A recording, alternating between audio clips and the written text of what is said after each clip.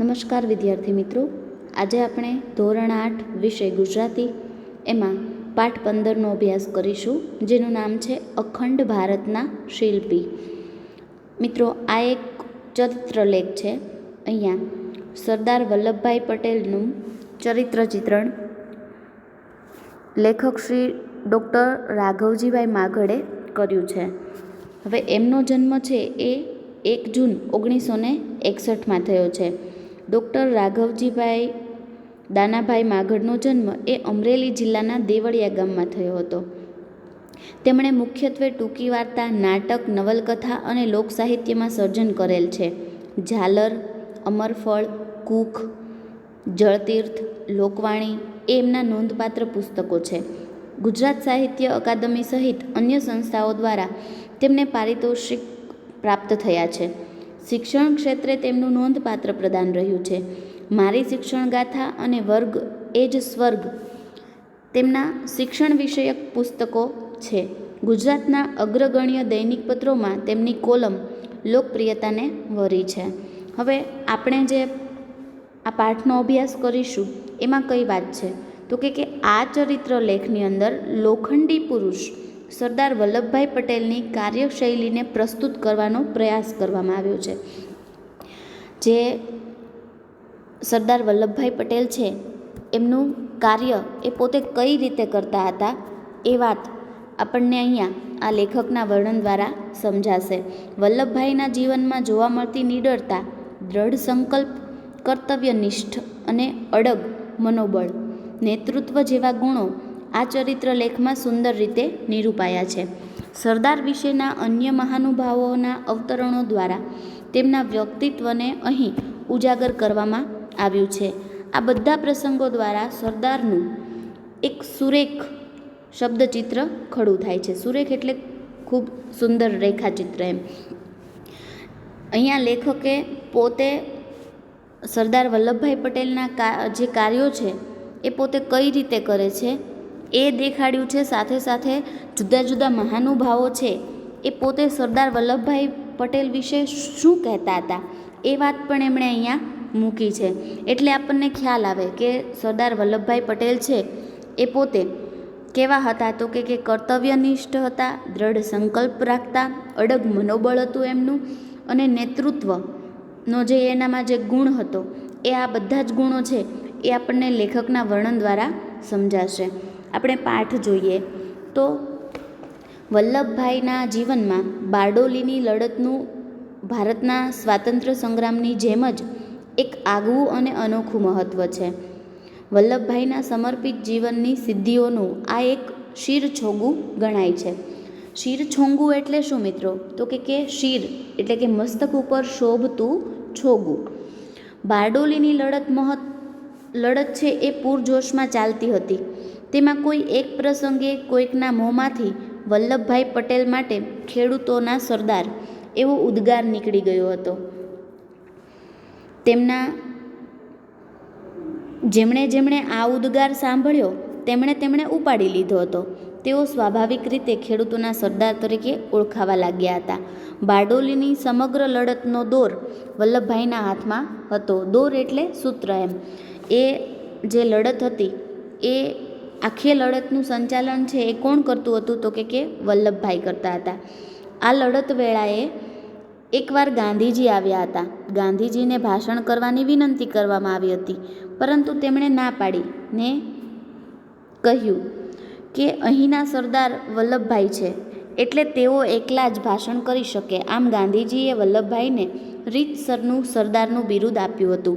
પછી તો તેઓ માત્ર ખેડૂતોના સરદાર ન રહેતા સમગ્ર દેશના લોકહૈયામાં સરદારનું માનભર્યું સ્થાન પામ્યા હતા. જો જે વખતે આ લડત ચાલતી હતી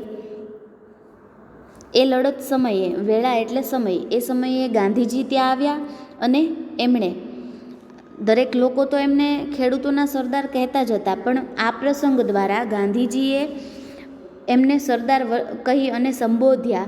અને એ પછી આ સરદાર વલ્લભભાઈ પટેલ છે એ પોતે સમગ્ર દેશમાં સરદાર તરીકેનું જે માન છે એ પામ્યા. વલ્લભભાઈનો જન્મ એમના મોસાળ નડિયાદમાં તારીખ 31/10/1875 રોજ થયો. તેમનું વતન હતું ખેડા જિલ્લાનું કરમસદ ગામ. તેમના પિતા ઝવેરભાઈ એક સામાન્ય ખેડૂત હતા. તેઓ રાણી લક્ષ્મીબાઈના લશ્કરમાં અંગ્રેજ સરકાર સામે ઈસવીસન 1857ના જે સ્વતંત્રતાનો સંગ્રામમાં લડ્યા હતા.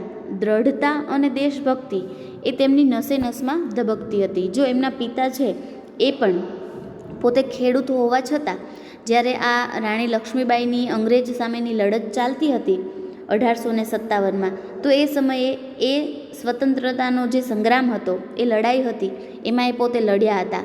એટલે દેશભક્તિ અને દ્રઢતા એ એમને વારસામાં જ જાણે કે મળી હતી. ગાંધીજીએ કહ્યું હતું કે ખેતરમાં પરસેવો પાડતા ખેડૂતોનું જીવન જ સાચું જીવન છે. આ ખેડૂત પુત્રે નાનપણમાં જીવનને ઝીણી નજરે જોયું હતું.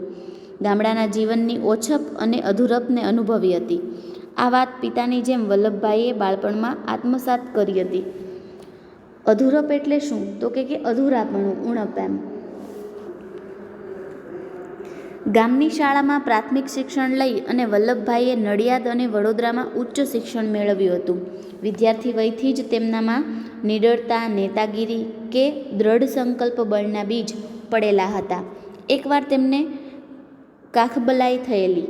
ગામના વૈદરાજે ઈલાજ માટે લોખંડના ધગધગતા સળિયા વડે ડામ દેવાનું વિચાર્યું. ત્યારે કુમળું બાળક જોઈ અને ખુદ જે વૈદરાજ છે એ અવઢવ અનુભવવા લાગ્યા હતા. આ સમયે વૈદરાજના હાથમાંથી ગરમ સળિયો લઈ જાતે જ ગાંઠ પર ડામ દઈ દીધો એમણે, અને જોનાર સૌ છે એ દંગ રહી ગયા હતા. તેઓના વિશિષ્ટ ગુણોને વ્યક્ત કરતા બાળપણના આવા અનેક પ્રસંગો છે. જો કાખબલાઈ એટલે શું? તો કે બગલમાં થતું ગુમડું. હવે એ ગુમડું પોતે આ ક્યારની વાત છે? તો એના નાનપણની વાત છે. એના આ પ્રસંગ દ્વારા આપણને ખ્યાલ આવે કે એ પોતે કેટલા નીડર અને બહાદુર હતા એમ. જે વૈદરાજ છે એ પોતે આ ગરમ જે લોખંડનો સળિયો છે એનાથી ત્યાં ડામ દેવામાં બીતા હતા. શું કામ? તો એમને એવું થતું હતું કે આ કુમળું બાળક છે. પણ જે વલ્લભભાઈ છે એ પોતે જ એમના હાથમાંથી સળિયો લઈને પોતે જાતે જ એ ગાંઠ ઉપર ડામ દઈ દે છે. આ જોઈ અને ત્યાં જોનારા સૌ લોકો છે એ પોતે એકદમ દંગ રહી જાય છે, એટલે કે અવાક બની જાય છે એમ, આશ્ચર્ય થાય છે એ લોકોને. આ પ્રમાણે એમના બાળપણના જે પ્રસંગો દ્વારા આપણને ખ્યાલ આવે કે એમનામાં જે વિશિષ્ટ ગુણો છે એ આપણને સમજાય. હવે આગળ જોઈએ તો વલ્લભભાઈએ કાયદાના અભ્યાસ માટે ઇંગ્લેન્ડ જવા બચત કરીને પૈસા ભેગા કર્યા હતા. પરંતુ મોટાભાઈ વિઠ્ઠલભાઈને લંડન જવા દઈ અને ભાતૃભાવનું ઉત્તમ ઉદાહરણ પૂરું પાડી અનન્ય પ્રેમ પ્રગટ કર્યો હતો. પછીથી તો વલ્લભભાઈએ સખત પરિશ્રમ અને બુદ્ધિ ચાતુર્યથી એક સફળ વકીલ તરીકેની નામના મેળવી હતી. એક વખતની વાત છે, વલ્લભભાઈ કોર્ટની કાર્યવાહીમાં વ્યસ્ત હતા. ત્યાં પ્યુન આવીને એક તાર આપી ગયો.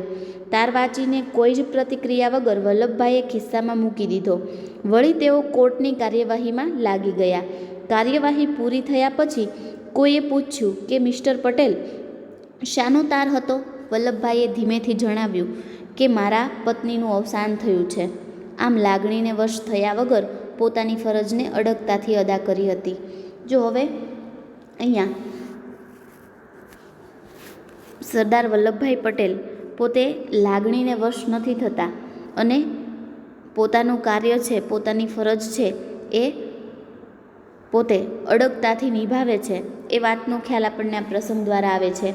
સાથે સાથે એનો ભાતૃભાવ એટલે ભાઈ પ્રત્યેનો એનો જે પ્રેમ છે એ આપણને સમજાય છે કે પોતાની માટે એણે બચત કરી હતી, છતાં પણ એણે પોતાના ભાઈને જ લંડન જવા દીધા. અને સાથે સાથે પોતાની બુદ્ધિ ચાતુર્યથી એટલે કે પોતાની બુદ્ધિ અને ચતુરાઈથી એમણે નામના એટલે કે કીર્તિ અને પ્રતિષ્ઠા છે એ મેળવી હતી.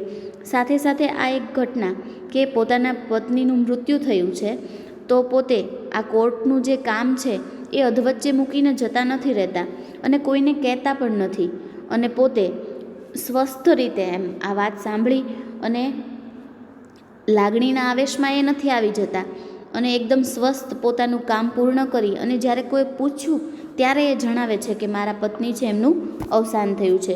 જો સરદાર વલ્લભભાઈ પટેલની જગ્યાએ કોઈ બીજી વ્યક્તિ હોય તો એમને આવી વાત ખબર પડે તો એ ત્યાં ને ત્યાં રડવા માંડે, પોતે એકદમ આશ્ચર્ય પામી જાય, પોતાનું કામ ન કરી શકે, આવું બધું થાય.